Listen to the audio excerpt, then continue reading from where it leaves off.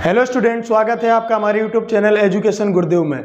जैसा कि आपको पता है कि इस पर डेली प्रैक्टिस सेट कराई जा रही है। यूपी CHSL की बात करें या फिर UPSI की बात करें या फिर लेखपाल की बात करें, सबके लिए मैथ प्रैक्टिस सेट है, GS का, हिंदी का, सभी कराई जा रही है। तो आज हम SSC CHSL math practice set 1 लेकर आए हैं, जिसका पहला क्वेश्चन है आपकी स्क्रीन पर। देखिएगा सभी लोग, दो शहरों के बीच का बस का भाड़ा 11:18 के अनुपात में बढ़ाया गया है। दो शहर हैं फर्स्ट और सेकंड, इनके बस का जो भाड़ा है वो 11:18 के अनुपात में बढ़ाया जाता है, यानी कि 11 से 18 कर दिया गया तो 7 बढ़ गया।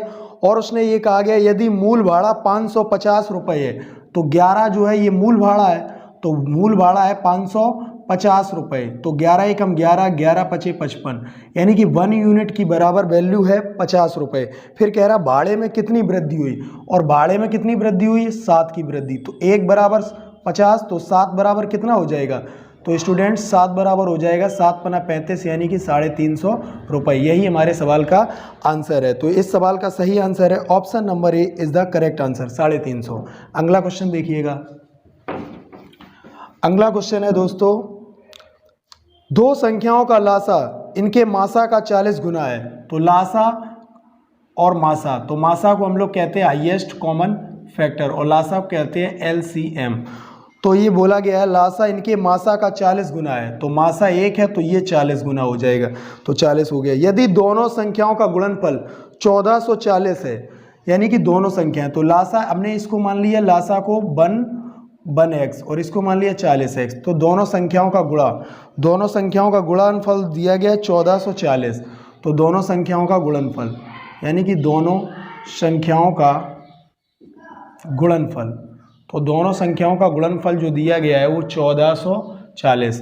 तो आप जानते हो एक कुछ फॉर्मूला सीखा होगा आपने, एक संख्या गुणे दूसरी संख्या बराबर लासा गुणे मासा। तो दोनों संख्याओं का गुणनफल क्या आ जाएगा, लासा गुणे मासा, तो 40x गुणे x बराबर 1440। तो यहाँ 0 से 0 कट गया, 4 से काटेंगे, 4 तिया 12 और 2 बचा, 4 छिंग 24, तो x स्क्वायर बराबर 36, यानी कि x बराबर कितना आ गया, 6। और इस सवाल में हमसे पूछा गया है कि मासा कितना है, तो मासा आपका x था तो x का मान कितना आ गया, 6। इसका मतलब हमारा सही आंसर है 6, option number D is the correct answer. Number next, यदि किसी धनराशि पर 6 वर्ष का साधारण ब्याज मूलधन के 30% के बराबर है तो यह कितने समय बाद मूलधन के बराबर होगा। मान लीजिएगा कि जो मूलधन है वो हमारा 100 रुपये है, मान लिया मूलधन जो है वो कितना है, 100 रुपये। 6 वर्ष का साधारण ब्याज मूलधन के 30% के बराबर है, तो 6 वर्ष का साधारण ब्याज, तो 6 वर्ष का साधारण ब्याज जो हो जाएगा वो मूलधन का 30% है, तो मूलधन है 100 और 100 का 30% कितना हो जाएगा, 30। ये तुम्हारा 6 वर्ष का साधारण ब्याज है, तो यानी कि 6 साल में कितना हो गया, मिश्रधन हो गया जाके 130 रुपये और ब्याज हो गया हमारा जाके 30 रुपये, खाली 30, तो सिंपल इंटरेस्ट जो हो गया 30 रुपये। तो यह कितने समय बाद मूलधन के बराबर होगा, वो जानना चाहता है कि 100 मूलधन है तो 100 ही ब्याज हो जाए, वो कितने समय में होगा। तो ये देख लेते, 6 साल का ब्याज है 30 रुपये, तो 6 पंचे 30, तो 1 साल का ब्याज हो जाएगा 5 रुपये। 1 साल का 5 रुपये है और 100 बनाने के लिए हमें कितनी सालों से गुजरना होगा, 5 का भाग दीजिए, 5 दूनी 10, तो इसका मतलब 20 वर्ष आंसर आ जाएगा। 20 वर्ष में जो है वो मूलधन का बराबर, मूलधन के बराबर हो जाएगा क्या, ब्याज। तो आंसर क्या हो जाएगा मित्रों, 20 वर्ष। अब देखिएगा question number next, question number है नेक्स्ट, दो संख्याओं का योगफल 20 और गुणनफल 91 है।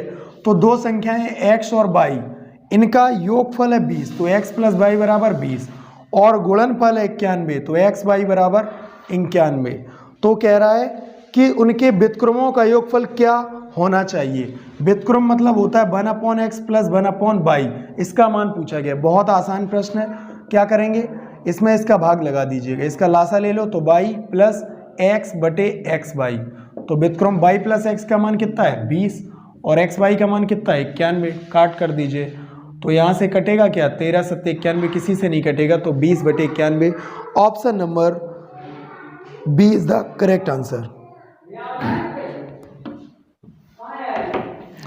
देखिएगा स्टूडेंट्स नेक्स्ट क्वेश्चन, क्वेश्चन है कि कौन सी भिन्न 3/5 और 7/8 के बीच में पड़ती है। ऑप्शन है 4/7 और 8/9 और दूसरा ऑप्शन है 6/7, तीसरा ऑप्शन है 12/13। तो इसमें क्या करते हैं, कैसे किया जाता है, ध्यान से समझिएगा सभी स्टूडेंट। एक एक जीरो इसमें चिपका दो, कोई दिक्कत नहीं होगी। 5 का पाड़ा पढ़ो 5 6 30 और 8 का पढ़ो 8 8 64 और बचा जाके 6 तो दशमलव लगा दिया और 60 हो गया 8 7 56 यानी कि 8.7। इनमें भी एक एक जीरो चिपका दो, ठीक है। तो यहाँ से 7 पना 35, तो देखो 5 आ रहा है, ये 6 से भी कम हो गया, ये तो हो नहीं सकती क्योंकि 6 और 8.7 के बीच में चाहिए, तो ये तो गलत हो गया। अब 9 का पाड़ा पढ़ो 80 से ज़्यादा ना, 9 8 72 और 9 ने 81 ज़्यादा हो जाएगा 9 8 72 और फिर बचा जाके 8, फिर दशमलव और फिर 80 हो गया 9 8 72, तो देखो 8.7 से ज़्यादा हो गया, ये भी गलत हो गया।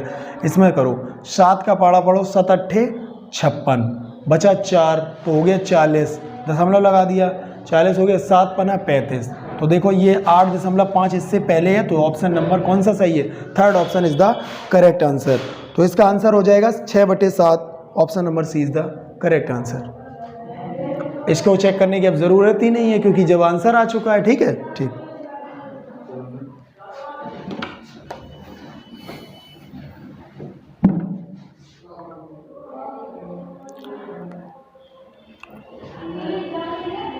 क्वेश्चन नंबर है दोस्तों नेक्स्ट, एक पसारी 60 रुपए प्रति किलोग्राम वाली चाय तथा 65 रुपए प्रति किलोग्राम वाली चाय को किस अनुपात में मिलाए ताकि मिश्रण को 68.20 प्रति किलोग्राम के भाव से बेचने पर उसे 10% का लाभ हो। देखो चाय दो प्रकार की है, एक है 60 रुपए प्रति किलोग्राम, एक है 65 रुपए प्रति किलोग्राम, और यहाँ ये लिखा जाता है जिससे मिक्सअप होता है। तो इसको हम ताकि मिश्रण को 68.2 रुपए प्रति किलोग्राम के भाव से बेचने पर 10% का लाभ होता है। इसे जब बेच रहे हैं तो 10% का लाभ, तो 10% यानी कि 100 में 10% प्रॉफिट हो गया तो 110 और 100 का निकाल लो तो 0 0 कट गया, ठीक है। इसका 0 में गुणा करेंगे तो ये हो जाएगा 682, हटा दो तो 11 से काट दीजिए, 11 छिक्का 66, 11 दूनी 22, तो यहाँ पर क्या आ जाएगा 22 और ऐसे के इसके निशान लगा दीजिए। 65 में से 62 गया, कितना बचा 3 और 62 में से 60 गया, कितना आ गया 2।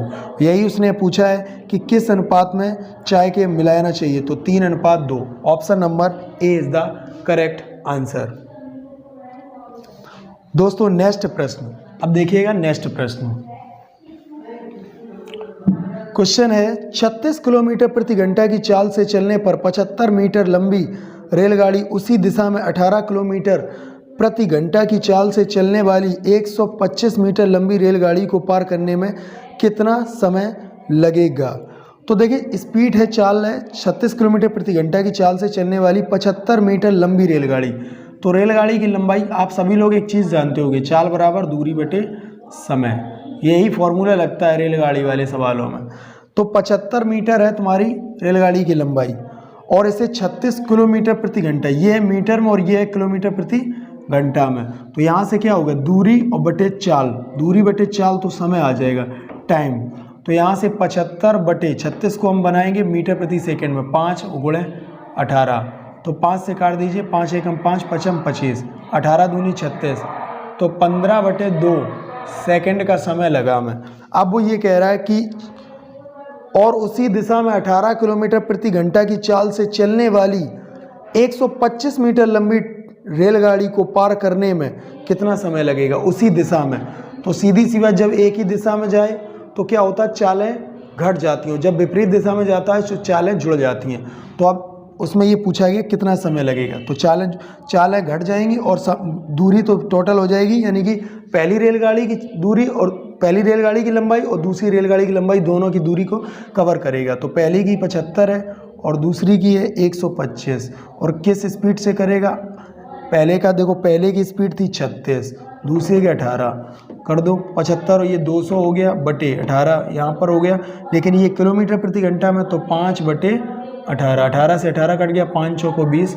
सवाल का सही आंसर है मित्रों 40 second, option number D is the correct answer. अब देखिएगा नेक्स्ट प्रश्न।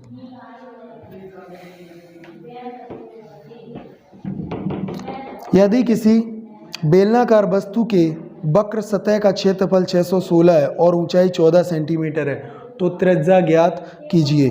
एक बेलनाकार वस्तु के वक्र सतह का क्षेत्रफल है। तो बेलनाकार, बेलन का मतलब सतह का क्षेत्रफल, बेलन की सतह का क्षेत्रफल, सतह का क्षेत्रफल दिया गया 616। तो यहाँ पर बोला गया और उसकी ऊंचाई 14 है, तो त्रिज्या पूछी गई है।